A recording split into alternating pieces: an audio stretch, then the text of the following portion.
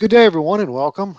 Thank you for joining us today for our presentation on what to expect after an inspection, 483s, responses, and beyond.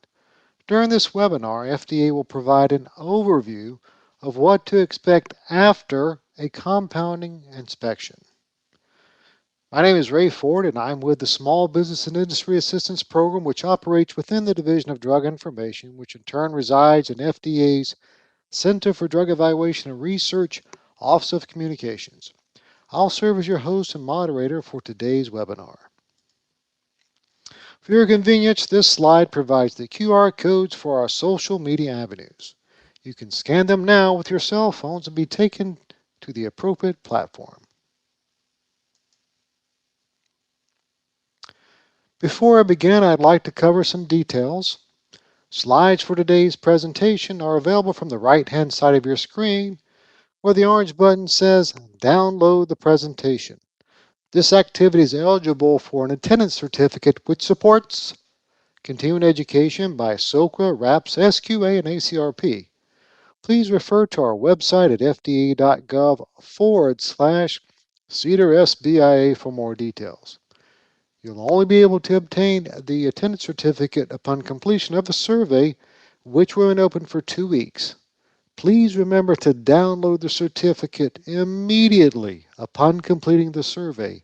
It cannot be retrieved after the fact. This also means the survey will close on December the 28th. Even if you don't need the certificate, we would appreciate it if you let us know your comments and your feedback via the survey. The webinar will be posted in its entirety on our website within 5 business days, and that website is fda.gov/CEDAR-SBIA Learn. Additional tutorials are also available through fda.gov/CEDAR Learn. I'm also very pleased to announce that in addition to the Certificate of Attendance, which supports CEs for RAPS, SOCRA, SQA, and ACRP, this webinar is offering a total of 1 contact hour to physicians, pharmacists, and nurses.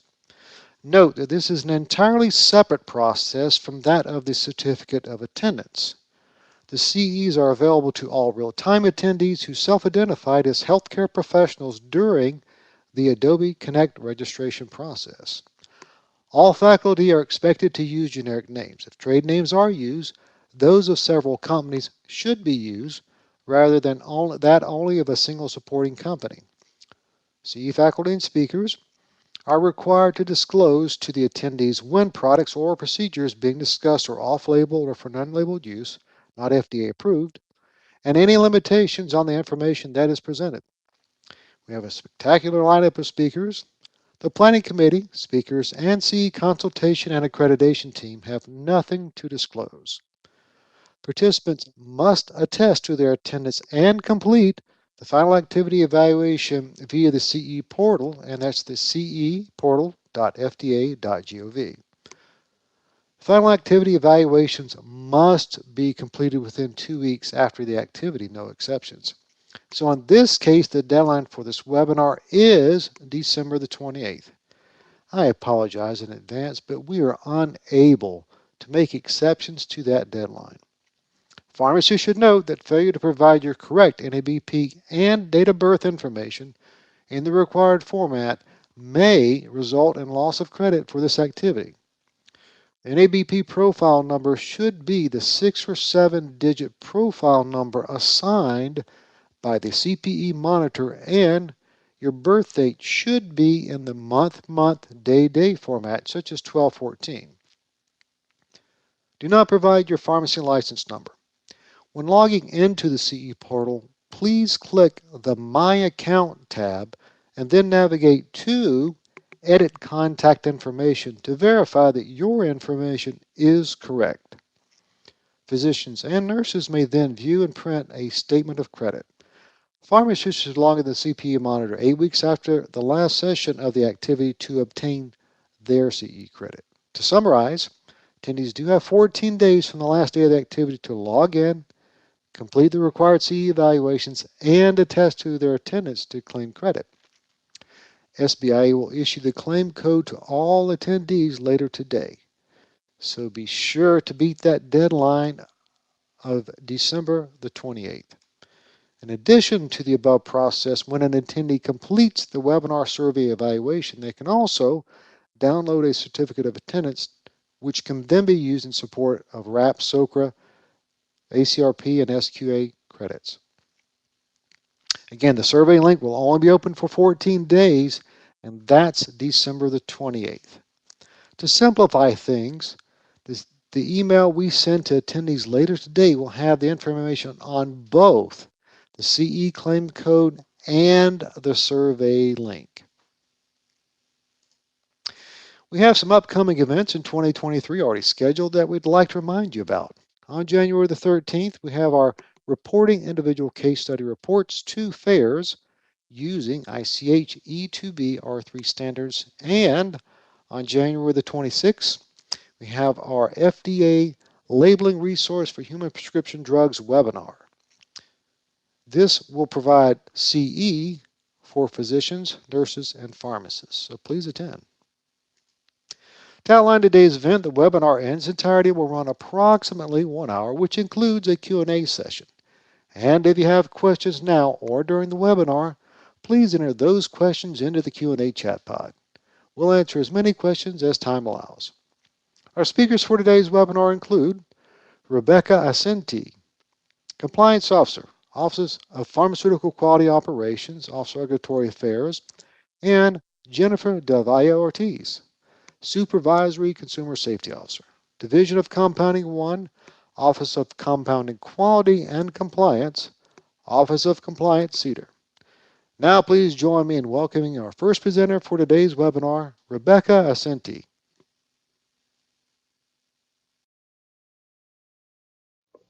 Thank you. I'm happy to be able to speak with you today, as we know how vital sharing this information is for all of us.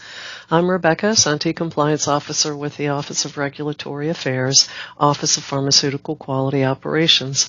I hope everyone has been well.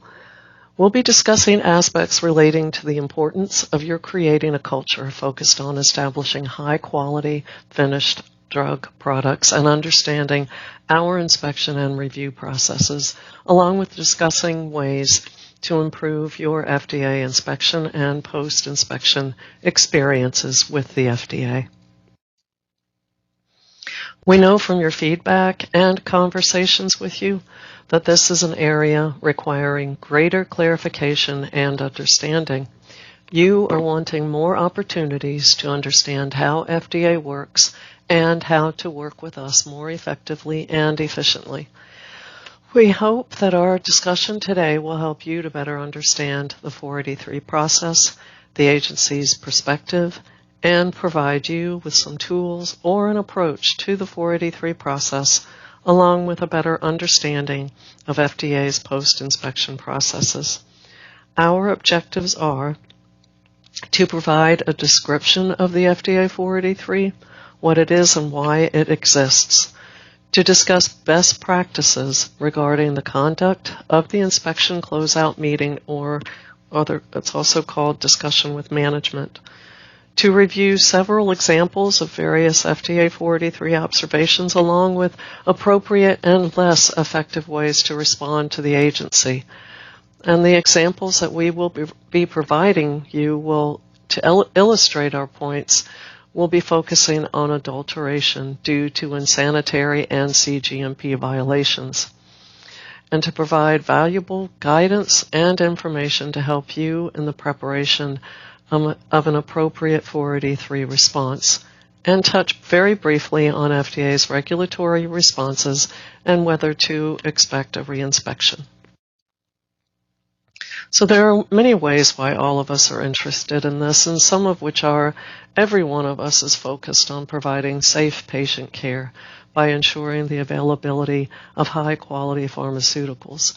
And to do this, we want to ensure that everyone is dedicated to building quality into operations and practices, not only meeting the minimal standards or requirements per applicable regulations. The FDA 483 process, including discussions with the FDA investigators, provides an opportunity for open, meaningful dialogue, and this dialogue will hopefully provide you a better understanding of your operations and the agency's expectations. The goal is to improve operations, not just satisfy the regulations and requirements, which are minimal standards.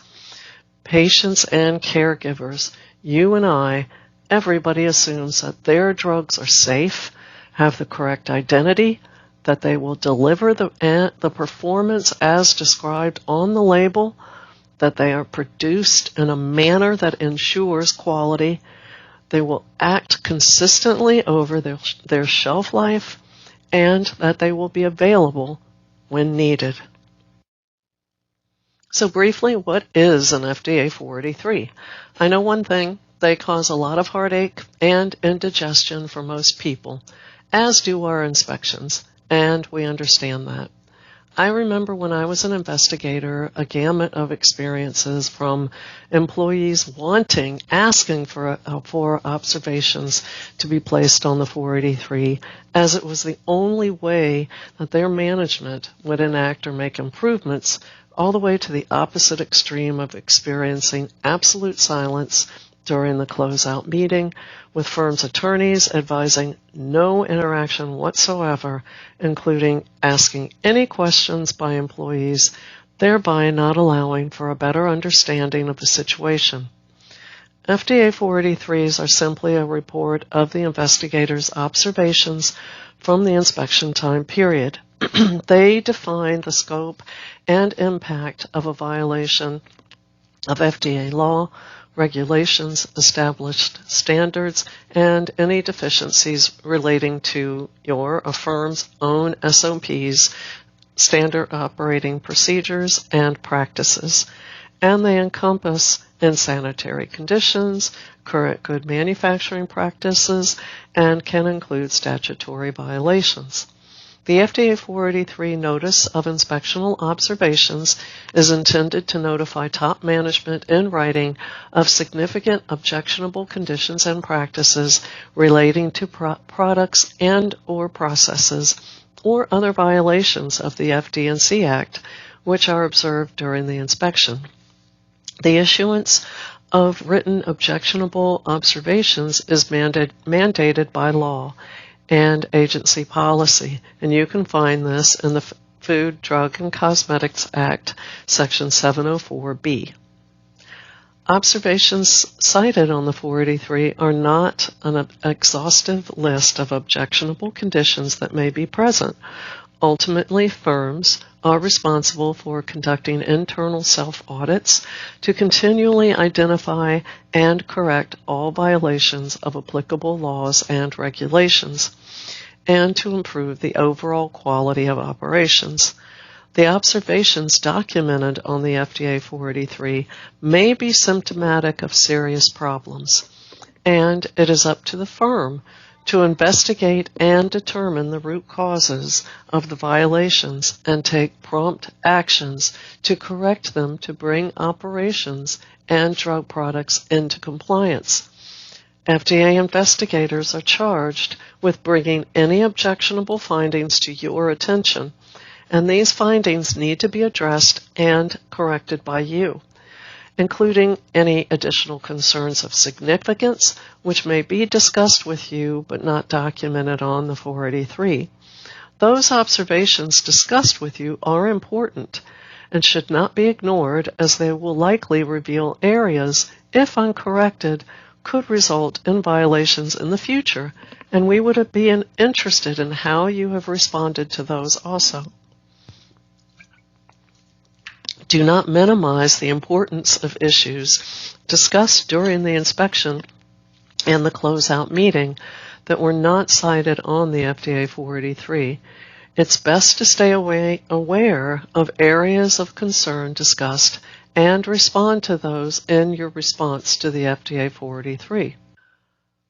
So now I have a knowledge check question for you to think about, and please respond within the chat with the correct answer. And I'll read the question and the possible answers to you. So, what should I do during the closing discussion and Form FDA 483 review? A, ask questions during the discussion to ensure that I understand the issues documented on the Form 483. B, ensure that someone is taking notes during the discussion. C, clarify any outstanding issues that are discussed but not documented on the Form FDA 483. Or D, all of the above. Again, please think about this and please put your answer in the chat. So the correct answer is D, all of the above. So here's the situation. FDA investigators have conducted an inspection of your 503B facility and observed operations and practices, including the systems and controls in place, and they focused on those areas revealing weaknesses or needing corrective action. Throughout the inspection, the FDA investigators will be making you aware of their findings and will be requesting documentation. Investigators are trained to keep track of the documents that they have requested and how often they're required to ask for those records. And we expect you to respond reasonably by providing the records in a timely manner. This behooves everyone by lessening the chance, for example, of your not providing documentation during the inspection that may have prevented a 483 observation from being cited at all. Because of the investigator's process during the final discussion, if you were issued a 483, there should be no surprises. However, there may be rare instances in which a deficiency was detected by the investigators after the inspection and before issuing the FDA 483. It's possible in rare and significant instances that you could receive a notice of a violation for which there was no prior discussion. The investigator could have discovered something within documents that were provided, for example. And during the inspection closeout meeting, it's often helpful for the investigator's understanding if you provide a rationale for the observed situation. The closeout meeting is a final opportunity with the inspection team to discuss your concerns. It behooves you to be involved, to take an active interest and ask questions. If you do not understand something, request clarification.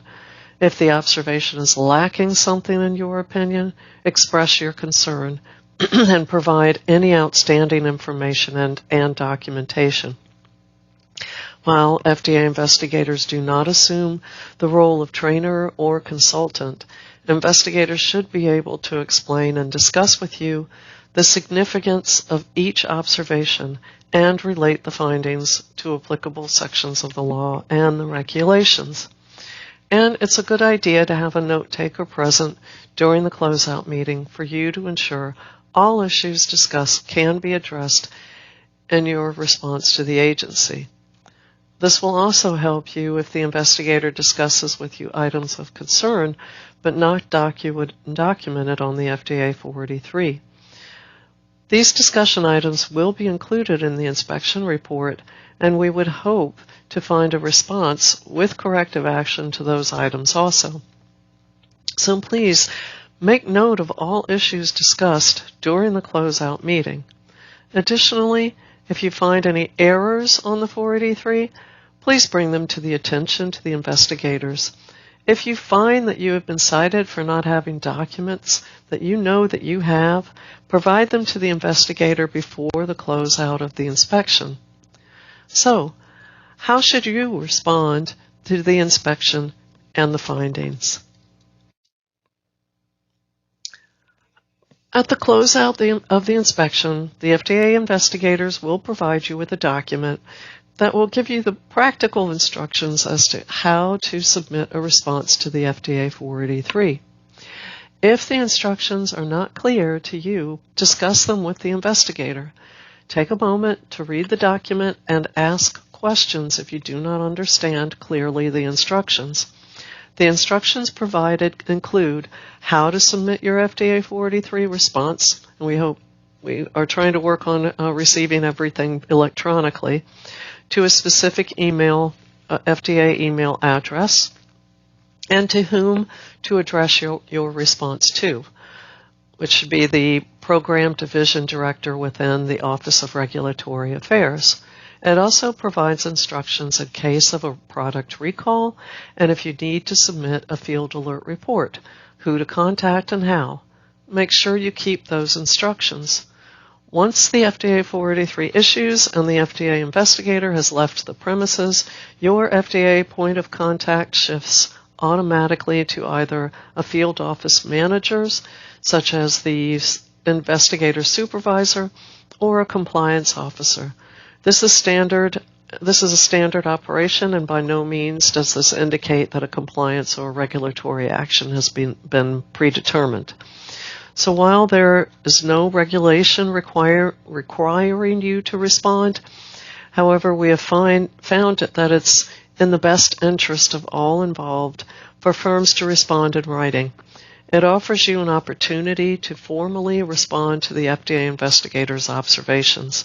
The process gives the agency an opportunity to review and evaluate your submission and to respond to you. Provide adequate corrective actions that address deficiencies.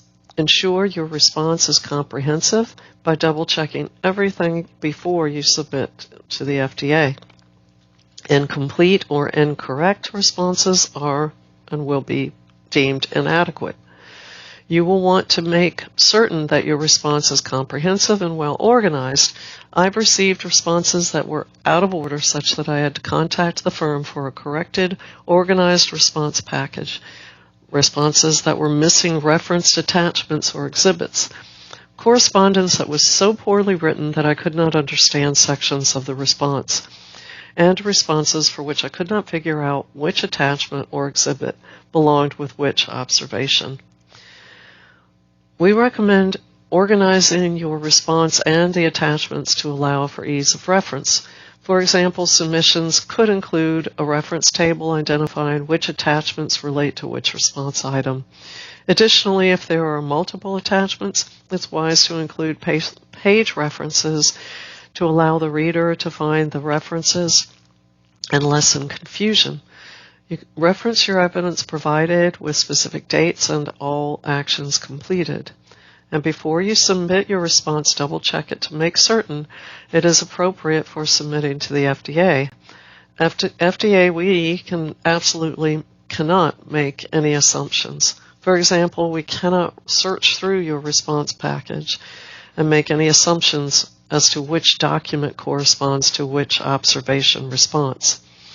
And if you can immediately correct any deficiencies, provide a comprehensive description of the corrective action with completion dates and objective evidence included as attachments.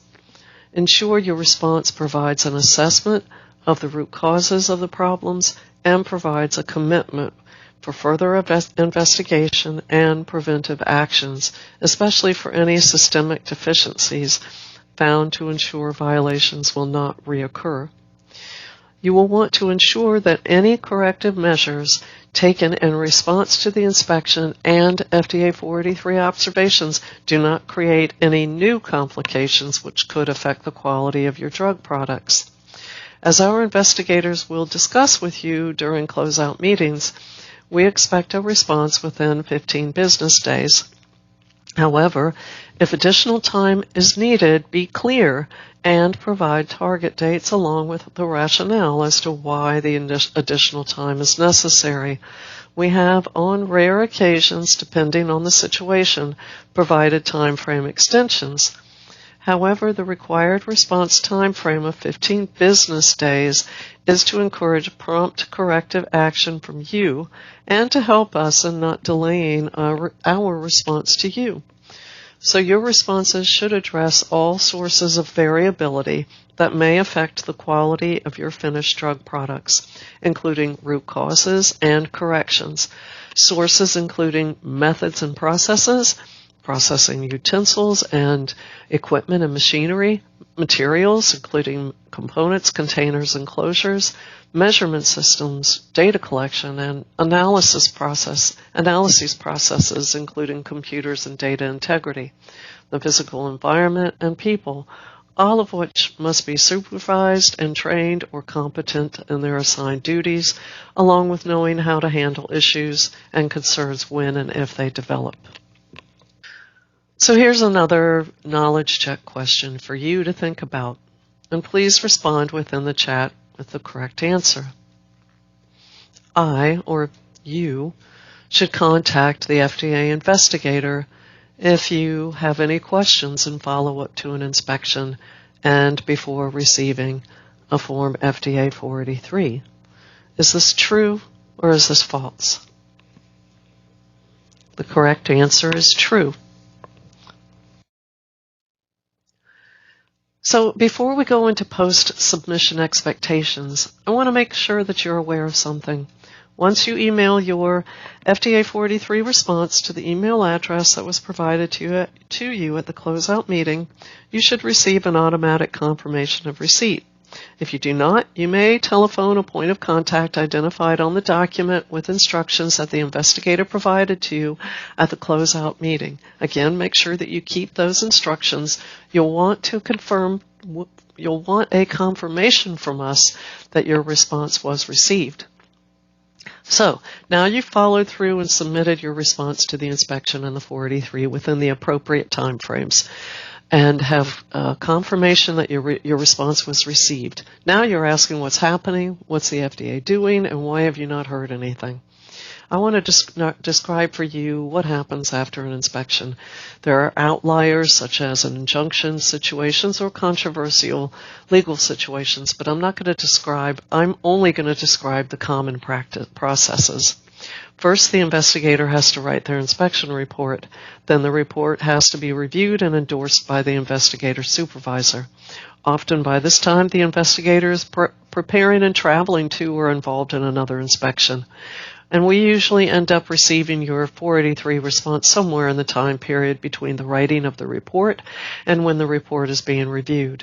And once endorsed, the report will be reviewed by the assigned compliance officer. And during their review, the compliance officer may also have questions for the investigator. After the review by the Office of Regulatory Affairs, the work is reviewed by the Center for Drug Evaluation and Research, CDER. There will be several offices within CDER that will need to review the material. During this period, it is common for us to respond generally to your firm's inquiries. For example, if your firm emails the ORA compliance branch requesting a meeting, we would likely not grant meetings with firms as the inspection evidence and the regulatory response continue to develop.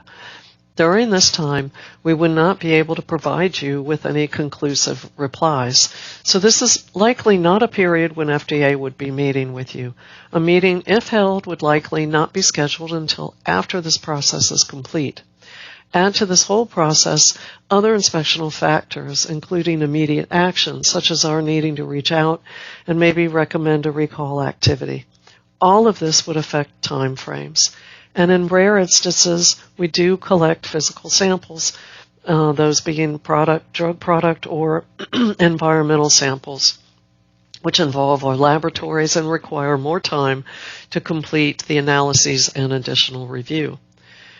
The agency wants to move work along and realizes that you want a timely response. We would prefer not to keep work open, and we realize that this hasn't always been the case. However, we are making improvements to our processes to enhance the timeliness of our correspondence. But we also have to ensure that our work is accurate, well documented, adheres to required internal procedures, follows required agency review processes, receives proper clearances, and meets rigorous scientific and legal requirements. All of this requires time, and interruptions do occur. Personnel get sick, disaster situations occur, for instance. So now I will hand over the presentation to Jennifer. Jennifer's examples will be based on actual FDA 483 observations issued and are supported within the agency's draft guidance entitled Current Good Manufacturing Practice Guidance for Human Drug Compounding Outsourcing Facilities under Section 503B of the FD&C Act, dated January 2020. Thank you, Rebecca, and welcome everyone. I'm Jennifer Del Valle, Current Branch Chief within the Office of Compounding Quality and Compliance, Division 1. Before I provide some examples of the most common deficiencies cited in an FDA 483 and some of the firm responses, let's do a quick knowledge check for you to analyze. I'll go over the questions and the possible answers with you. What should I include in my response to the Form FDA 483? A. Copies of current standard operating procedures, or SOPs. B. Copies of certificates of analysis, COAs, qualification reports, and/or employee training records. C. Facility purchase or lease documentation. Or D. A and B above. What do you guys think? The correct answer is D. A and B above. I will provide details as to what an optimal response should include in my next slide. In order to be able to fully evaluate your response to an FDA 483, your answer should include any immediate action of correction and resolution taken by your firm. We expect immediate action on your part to resolve any outstanding issues. Examples could include voluntary ceasing of any objectionable operational practices, and/or voluntary recalling distributed drug product with expiry that may remain in the market. Also, we like to receive supporting documentation or evidence. This information needs to be well organized and properly identified for ease of reference and evaluation. A detailed list of all actions completed. Examples may include initiation of new CAPAs, revised procedures and forms, and updated personal training records. And finally, a list of all your actions planned, with realistic dates of completion. Examples include revisions of SOPs, forms or documents, validating or revalidating processes or methodologies, retrospective review of documents such as complaints and internal investigations, or supplier audits. Remember, ultimately our goal is to work together towards patient safety. One of the most important aspects for an outsourcing facility is to fully investigate any deviation or discrepancy in the production of a product. These deficiencies are usually cited under 21 CFR 211.192. In this example, you will see that the firm failed to fully investigate complaints and product failures, and that their investigations did not extend to other lots or products. The firm also failed to investigate failures of the compounding batch yields. These batches were released without meeting yield specifications. In this case, the firm response was found to be overall inadequate. The firm did not attempt to retroactively investigate quality problems with products that were discontinued or lots that were expired. Additionally, the response lacked supporting documentation. The firm stated that training for investigating out of specs and deviations was conducted, that a consultant was hired to review investigation reports and to provide feedback, and that batch records were revised to include setup instructions. However, none of these documents were provided. In addition, although the firm opened new CAPAs, these CAPAs were found to be inadequate because they were not developed as a result of a completed investigation where a root cause was identified.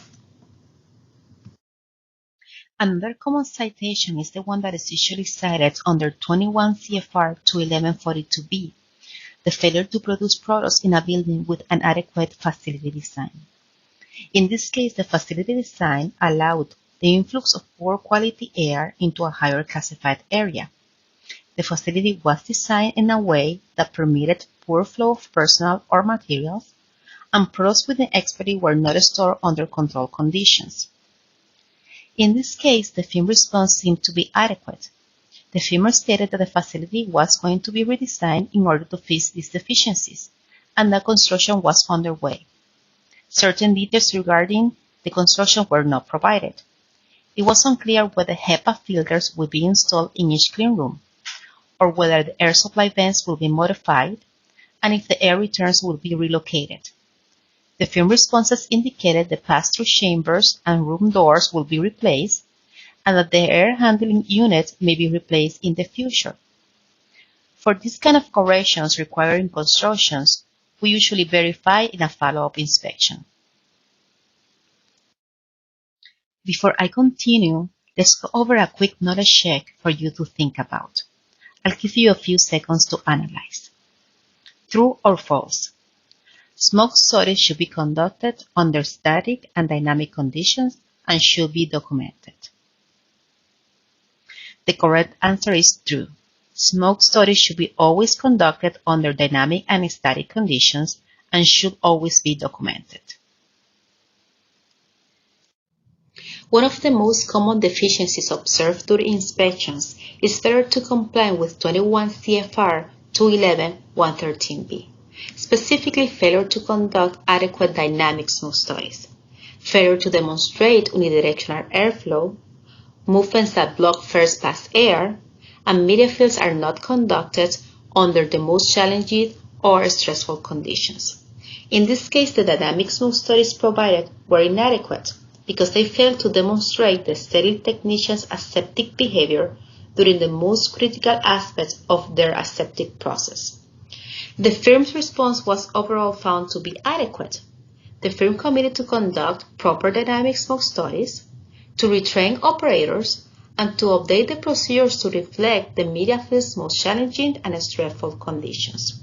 All the updated certificates, videos, protocols, test results, and records were provided to the agency for proper evaluation. Additional common adulterations are the ones usually cited under 21 CFR 211-42C, and these are related to cleaning agents and cleaning procedures. It is common to see cleaning agents and disinfecting agents not being used per manufacturer's specifications, often not following the recommended contact time, also known as dwell time. It is also common to see components and materials that are being introduced into the ISO-classified areas or aseptic processing areas without being properly cleaned or sanitized.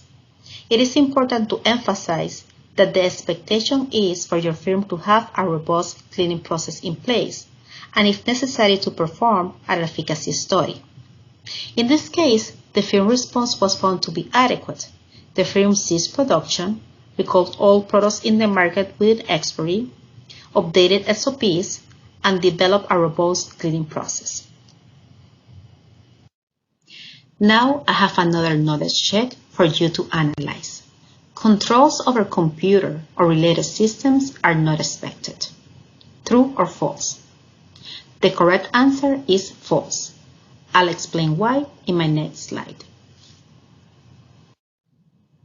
Although not encountered often during inspections, it is important to note that with all the new automatic systems now available for outsourcing facilities, data integrity is an important factor when electronically documenting or archiving data.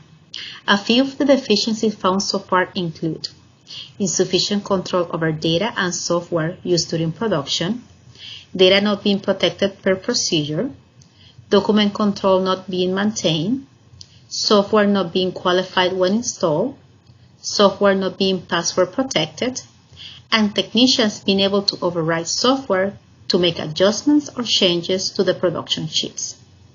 Now, let's analyze the firm response. The firm stated that all data was secure and undergoing validation.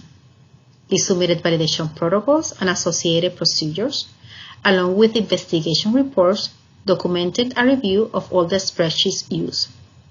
The computer software was upgraded to provide audit trail capabilities and be compliant with 21 CFR Part 11.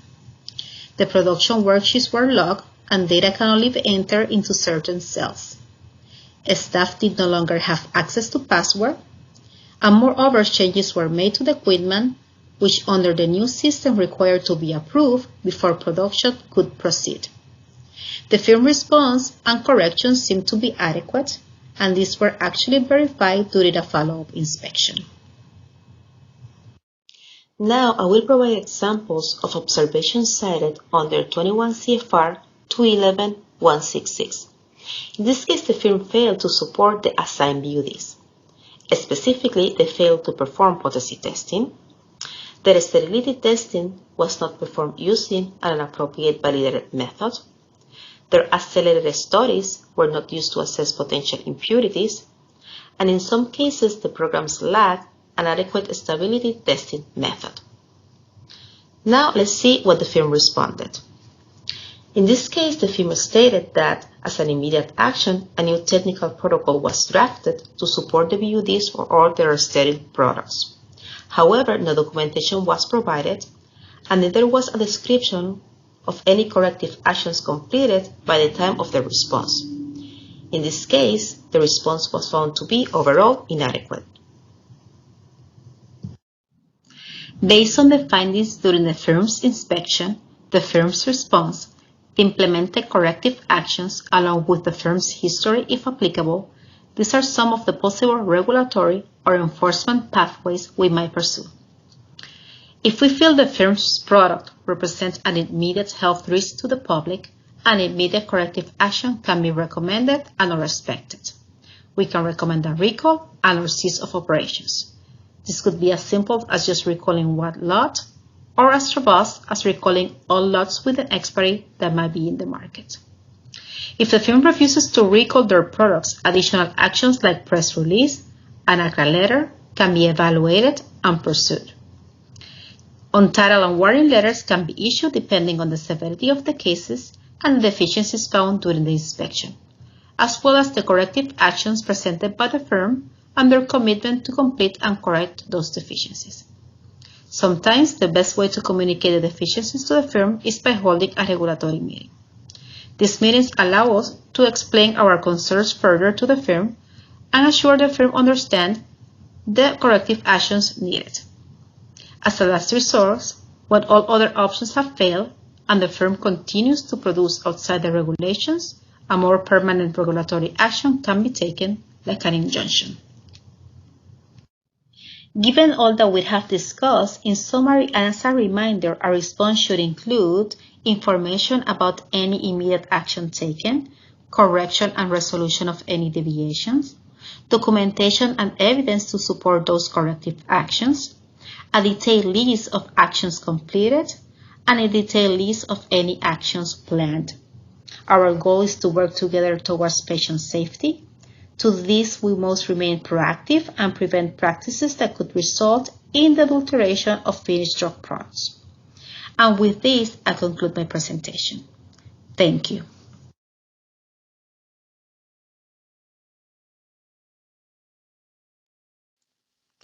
Thank you both for the great presentations. We'll now transition into our Q&A session. If you haven't had a chance to enter your question into the Q&A chat pod, please do so now. We'll answer as many questions as time allows. Looks like we have some questions coming in right now. And the first group of questions will be addressed to Rebecca Asente. And here is the first question. Where can I find closeout letters online, and is there a source that shows enforcement results?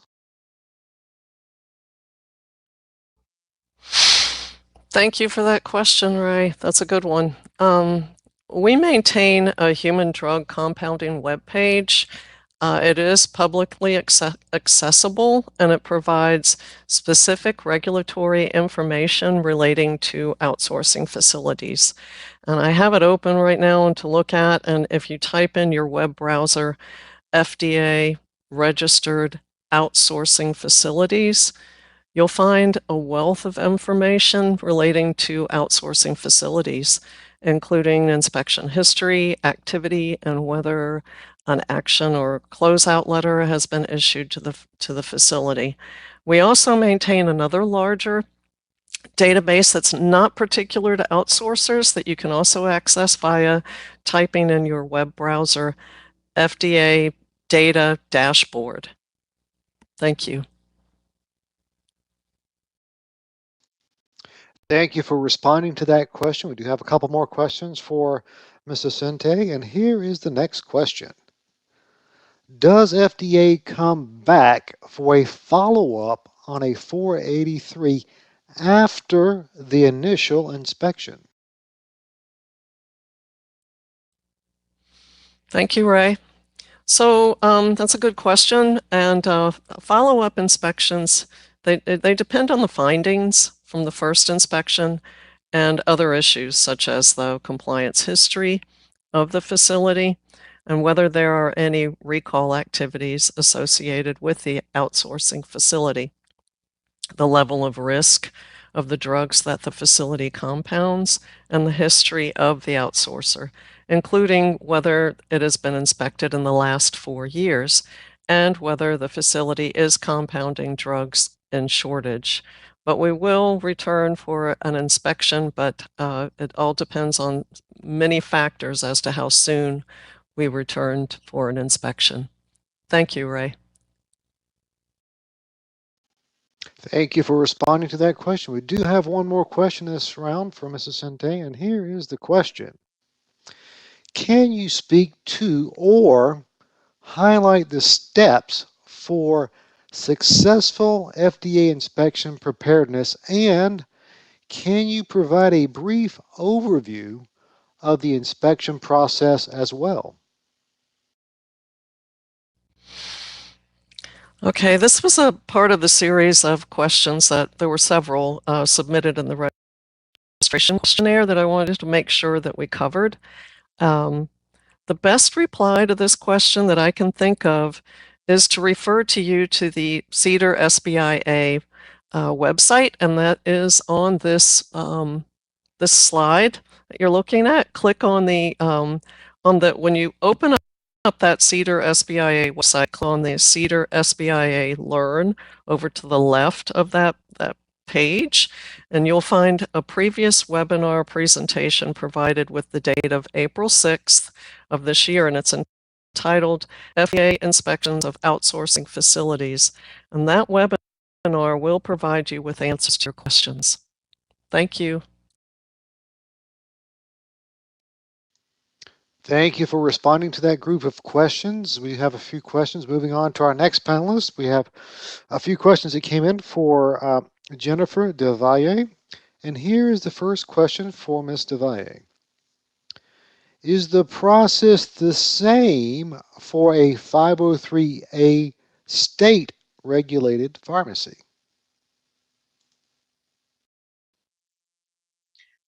Hello, everyone. Thank you so much for that question. The inspection process will be the same for the 503A state-regulated pharmacy, but the evaluation depends in regards to the evaluation of the sterile production processes and practices in the process and following in regards to their sterile operations.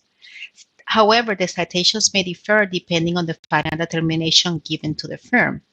This means that if the firm is determined to be operating as a manufacturer, then some deficiencies might follow under GMPs, as if the firm is determined to be operating as a 503A state pharmacy.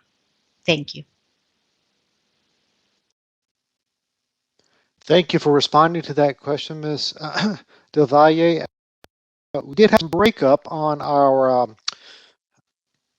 on your response. If you don't mind, if you could just summarize your response again, and then we'll move on to the next question, just to make sure we capture everything. Thank you, Jeff. Yes, I'm sure. I will summarize my response. Yes, basically the process is the same for both 503A and 503B. However, the difference lies in the citations, under which citation it will be the deficiency cited. If the firm is determined to be operating as a manufacturer, then GMP might apply. If not, it will cite under sanitary conditions. Thank you. Thank you for providing a summary on that question. We're able to hear everything, and we'll move on to our next question from Mr. DelValleOrtiz. And here is the question. After completion of responses, does FDA need to verify, or is it verified during the next inspection? That is a very good question. The answer is it will depend. This will depend on the firm responses, and it will also depend on the supporting documentation that the firms provide. If the corrective actions are deemed to be adequate, then most likely no further action is needed. If the corrective actions are underway or ongoing, and the supporting documentation that is provided is not sufficient for us to evaluate, then these corrective actions, they need to be verified during the next inspection. Thank you. Thank you for responding to that question. We have one more question in this round from Ms. DelValleOrtiz. And here is the question. A response to the 483 is not required, but then it is indicated that responses should be submitted within 15 business days. If that timeline is not met and there is no request for an extension, should a firm not even bother to respond?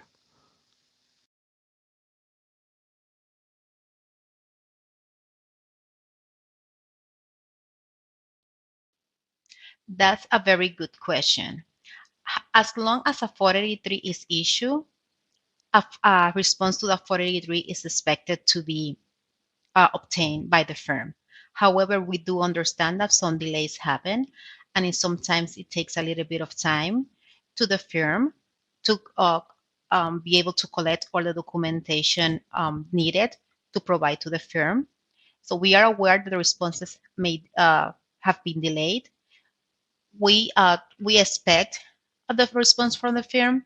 In some instances, if needed, we can, and the firm can contact the agency. We can provide like extend more time for the firm to be able to communicate the responses to the 483 deficiencies cited. However, that is on case by case basis.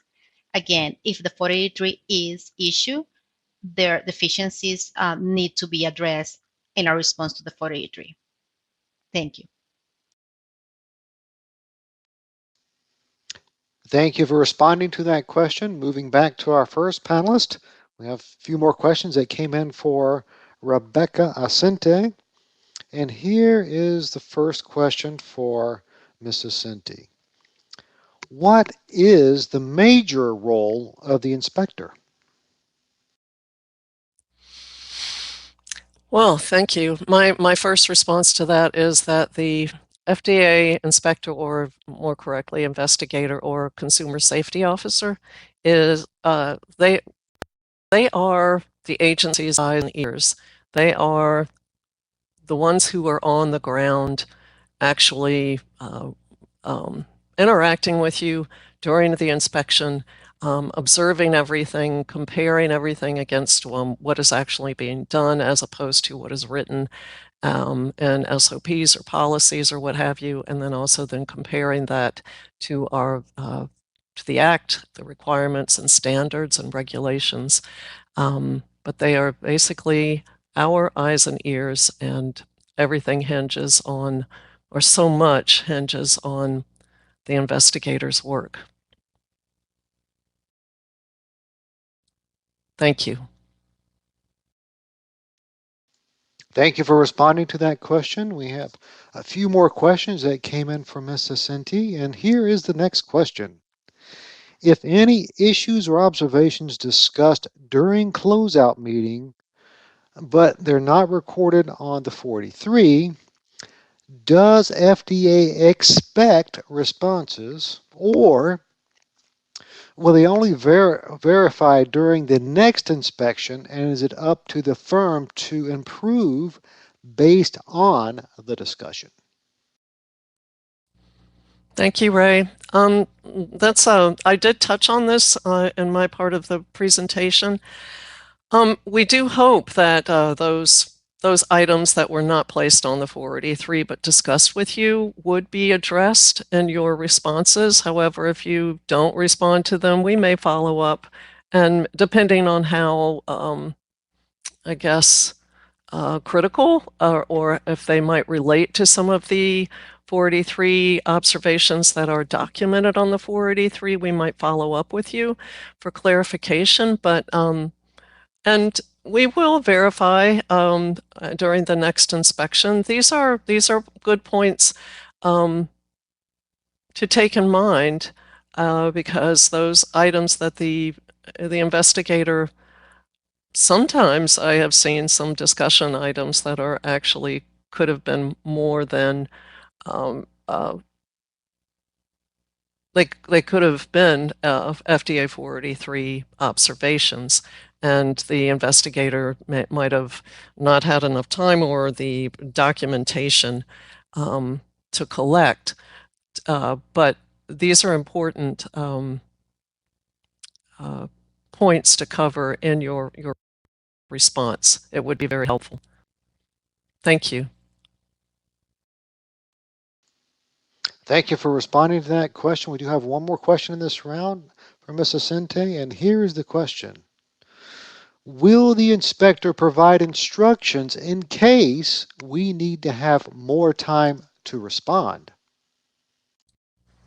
Thank you. The one, during my part of the presentation, I did refer to, it's a one-page document that the investigator will provide to you at the closeout of the inspection. And on that document, it does not address if you are wanting to or need to have more time to respond to the FDA 483.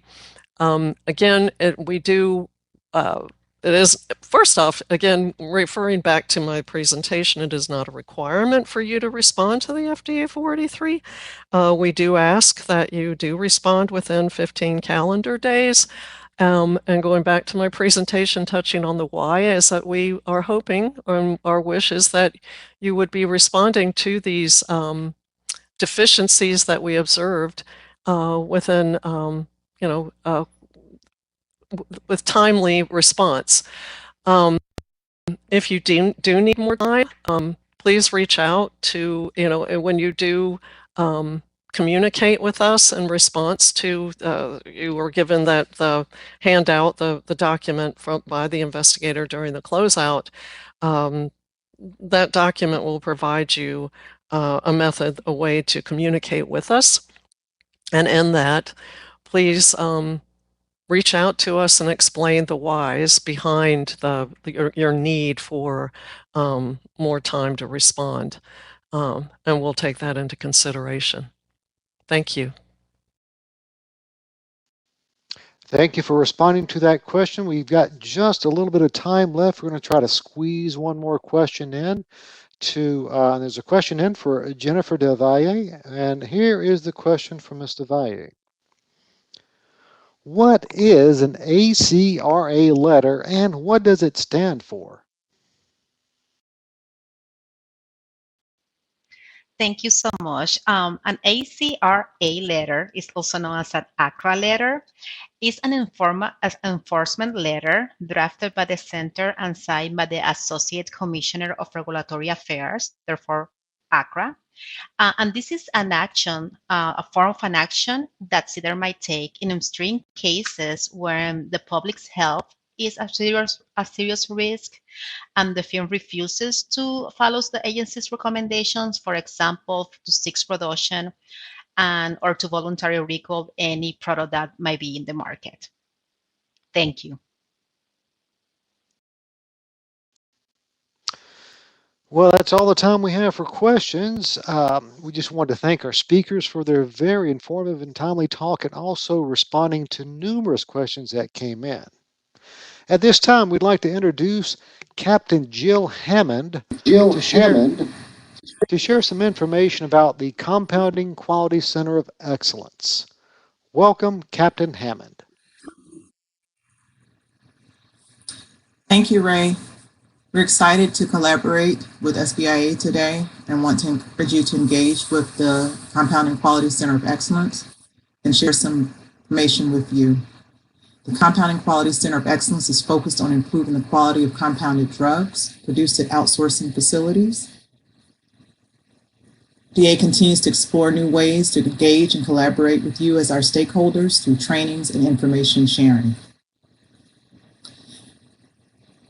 On the slide you see here about our annual conference that we held, our third conference in September, and we'll hold it again next year in September 2023.